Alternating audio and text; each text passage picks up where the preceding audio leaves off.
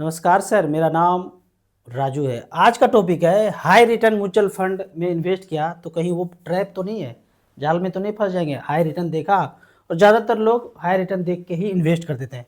वो high return अगर 1 साल देख करके आपने इन्वेस्ट किया तो ज़्यादातर केस में आपको प्रॉफिट लंबे समय में देखने को नहीं मिलेगा, क्योंकि ऑलरेडी वो 1 साल में हाई है और डाइवर्सिफाइड इक्विटी नहीं है, कोई ऐसे सेक्टोरियल फंड है और उसका हाई रिटर्न देख के इन्वेस्ट किया तो जाल में फंसने का डर है। और यदि इस तरह के फंड में इन्वेस्ट किया और 1 साल 6 महीना के अंदर एबनॉर्मल रिटर्न दे, 40%, 50%, 70% इस तरह का रिटर्न दे तो ज़रूर वहाँ से स्विच करके डाइवर्सिफाइड इक्विटी में चला जाना चाहिए।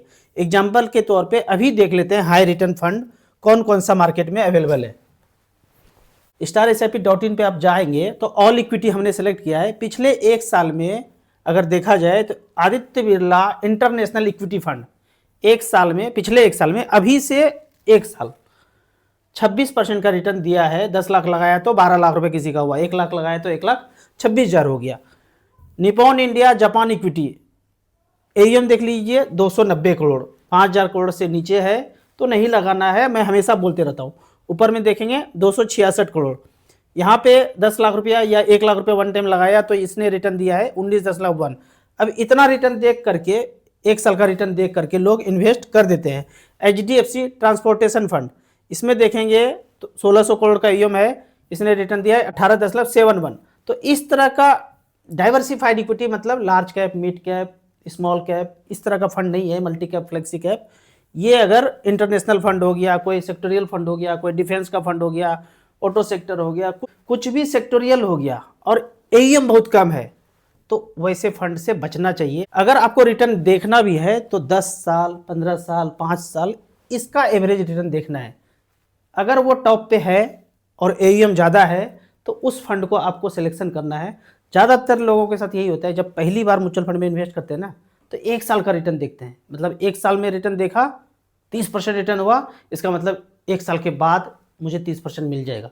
ऐसे ही नॉर्मली सोचते हैं, 1 साल में रिटर्न दिया तो 1 साल मैं भी रखूँगा तो 30% मिल जाएगा। पर जब घुसते हैं पता चलता है -10, -15% का रिटर्न है, फिर सारे सपने चूर चूर हो जाते हैं, म्यूचुअल फंड को से निकलते हैं और फिर कभी इन्वेस्ट नहीं करते।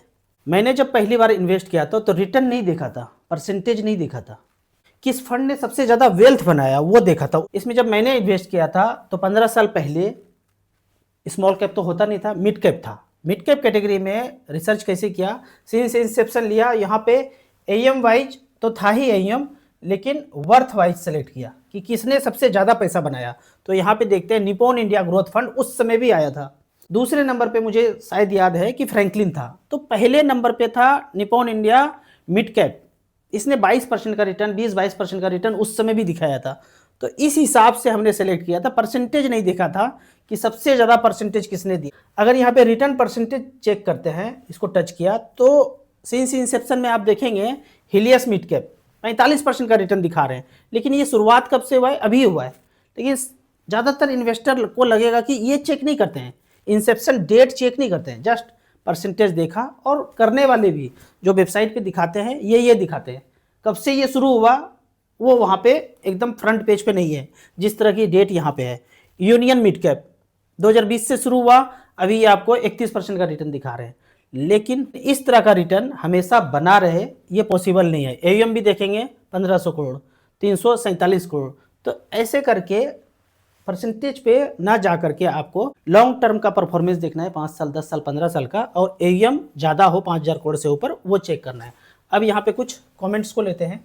राजू भैया, मैं 58 ईयर्स का हूँ, मंथली पेंशन नहीं है, मुझे 40 लाख रुपए इन्वेस्ट करना चाहता हूँ, पैसा भी बढ़े और मंथली खर्चा भी चलता रहे, प्रिंसिपल सेफ भी रहे, प्लीज़ गाइड कीजिए। देखिए, सब कुछ जो आपने बोला ये म्यूचुअल फंड में नहीं मिलता है। प्रिंसिपल सेफ रहे, यदि आप 10-15 साल के लिए लगाएंगे तो प्रिंसिपल सेफ ही सेफ है, लेकिन 1 साल में कोई गारंटी ठप्पा मार के दे कि प्रिंसिपल 40 लाख का 40 लाख बचे, वो 38-37 ना हो, तो ये तो पॉसिबल नहीं है, कुछ भी हो सकता है मार्केट में। तो इसमें मैं ये बोलूँगा, आपकी जगह मैं रहता और यही सब रिक्वायरमेंट होता तो 40 में से 10 लाख ही म्यूचुअल फंड में लगाता और 30 लाख रुपया FD करके रखता, या 20 लाख FD करके रखता और 20 लाख ही मार्केट में SWP प्लान में इन्वेस्ट करता। उदाहरण के तौर पे यहाँ पे 20 लाख रखा और 12-12 हज़ार रुपया, वो भी 20 लाख जो आप लगाएंगे उस 10 से 12 महीने के अंदर लगाएंगे।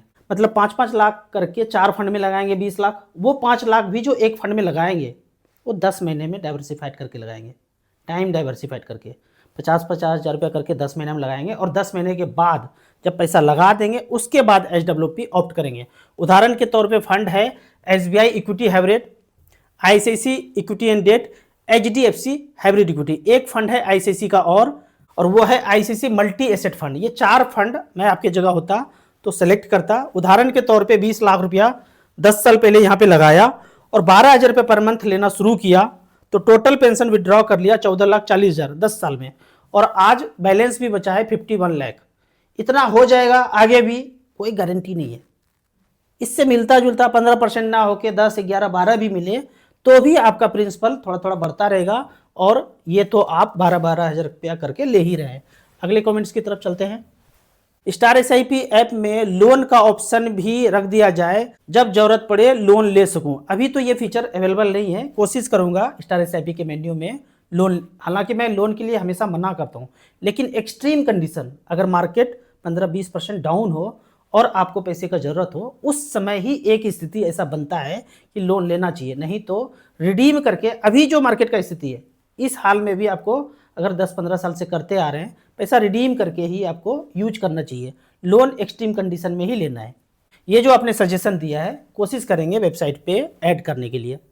नमस्कार, मेरा नाम VK मिश्रा है। मैं अभी मैसूर कर्नाटक में रहता हूँ। मेरी वाइफ को पिछले 3 साल से शुगर की प्रॉब्लम थी। मोगेम्बो के एजेंटों ने 12 ml इंसुलिन का डोज लेने को कहा।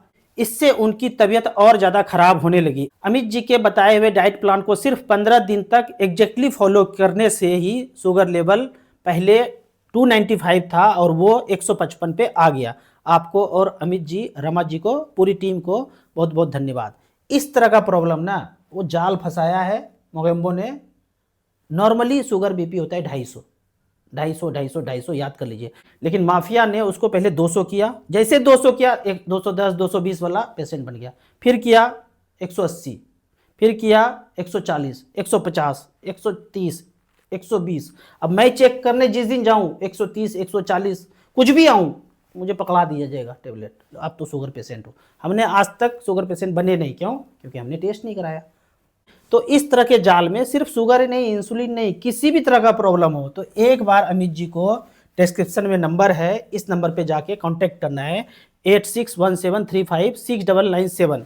डिस्क्रिप्शन में हेल्थ आफ्टर वेल्थ के नाम से 5वें नंबर पे, इस नंबर को सेव करके कॉल करके अपॉइंटमेंट लेके उनसे बात कीजिए। जैसे जैसे बताते हैं 2 सप्ताह में, आश्चर्य नहीं लगता है इंसुलिन छूट गया। 2 सप्ताह में जैसे जैसे बताए वैसे वैसे करते जाइए। समझ में नहीं आए, खोपड़ी को हटा दीजिए, जो बता रहे करते जाइए। अक्षर सा पालन करने के बाद आपको रिजल्ट अद्भुत मिलेगा।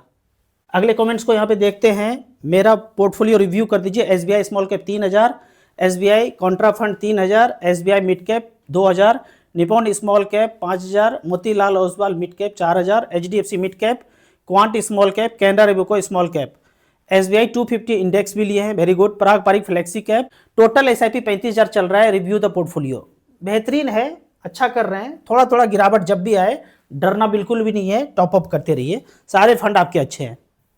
Sir Tata small cap fund ठीक है, बिल्कुल सही है। अभी ये रिटर्न थोड़ा कम दिखा रहे हैं। देखिए, कोई भी डाइवर्सिफाइड इक्विटी फंड है, 5,000 करोड़ से AUM ज़्यादा है, परफॉर्मेंस अगर कम भी दे तो आपको उसमें बने रहना है। यहाँ से आप सोचेंगे परफॉर्मेंस नहीं दे रहा है तो दूसरे में स्विच कर जाऊँ। अभी काफ़ी दिनों से एक्सिस का परफॉर्मेंस सही नहीं था, अभी एक्सिस धीरे धीरे ऊपर आ रहा है। क्वांट का परफॉर्मेंस सही नहीं था, क्वांट धीरे धीरे ऊपर आ रहा है। तो इसी तरह इसका भी खराब स्थिति है तो धीरे धीरे ऊपर आ जाएगा।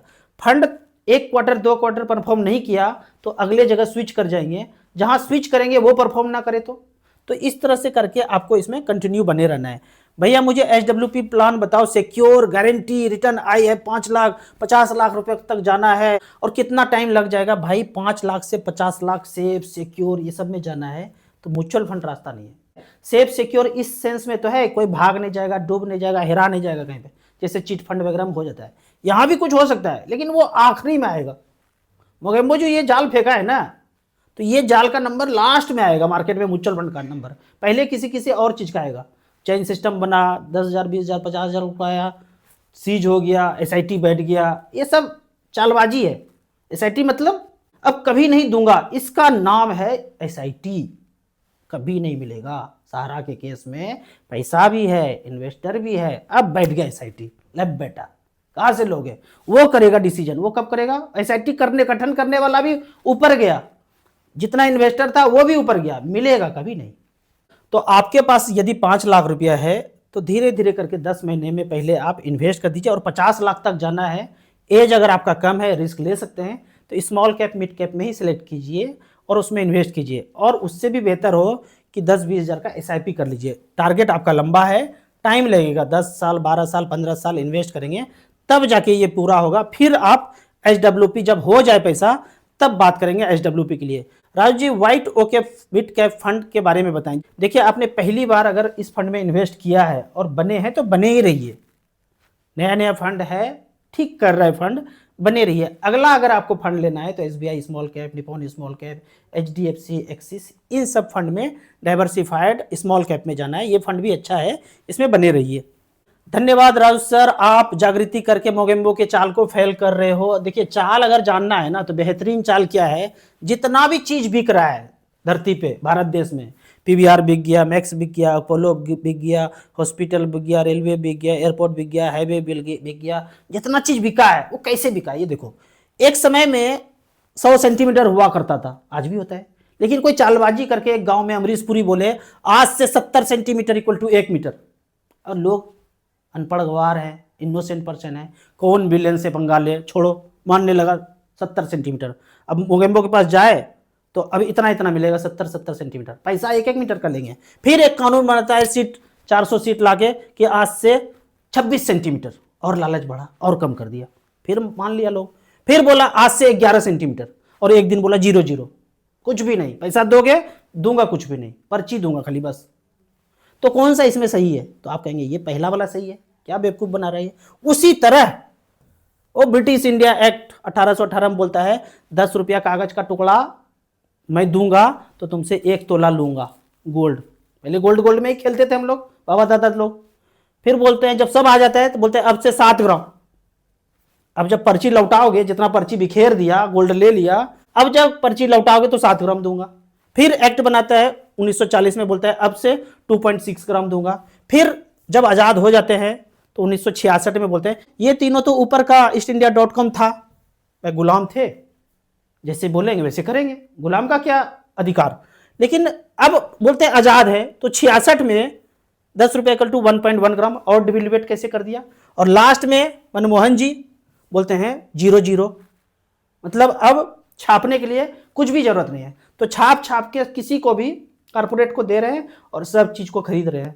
गंगा का सारा तट खरीद लेंगे, जैसे हाईवे रोड सारा बिक गया ना, अभी हिमाचल, जम्मू कश्मीर, श्रीनगर का सारा पहाड़, सारा वादी, सब कुछ खरीद लेंगे। कैसे?